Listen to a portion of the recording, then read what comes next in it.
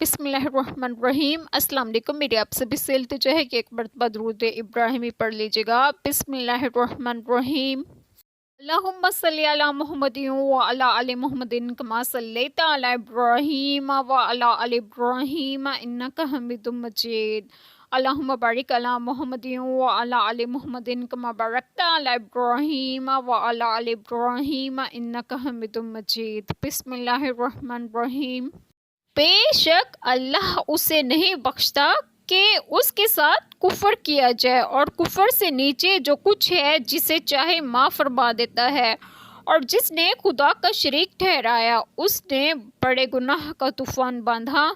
بسم اللہ الرحمن الرحیم۔ آج جو بات میں آپ لوگوں سے ڈسکس کروں گی وہ یہ ہے کہ اس آیت کریمہ میں ہے کہ اللہ تعالیٰ ایسے انسان کو معاف نہیں کرتے جو اس کے ساتھ کسی کو شریک کیا جائے۔ معنی یہ ہے کہ جو کفر پر مرے اس کی بخشش نہیں، اس کے لیے ہمیشگی کا عذاب ہے، اور جس نے کفر نہ کیا ہو خواہ کتنا ہی گناہ گار مرتکب کبائر ہو اور بے توبہ ہی مر جائے تو اس کے لیے خلود نہیں، اس کی مغفرت اللہ تعالیٰ کی معصیت میں ہے، چاہیں تو معاف فرمائیں یا اس کو گناہوں پر عذاب کریں، پھر اپنی رحمت سے جنت میں داخل فرمائیں۔ اس آیت کریمہ میں یہود کو ایمان کی ترغیب ہے، اور اس پر بھی دلائل ہے کہ یہود پر عرف شرع میں مشرک کا اطلاق درست ہے۔ اللہ تعالیٰ ہم سب کے تمام گناہوں کو معاف فرمائیں اور ہمیں اس صراط مستقیم کی راہ پر گامزن کریں، اور آپ سب کو آپ کے گھروں میں خوش و خرم رکھیں اور روح صحت و تندرستگی بھی دیں۔ آمین۔ جزاک اللہ خیر۔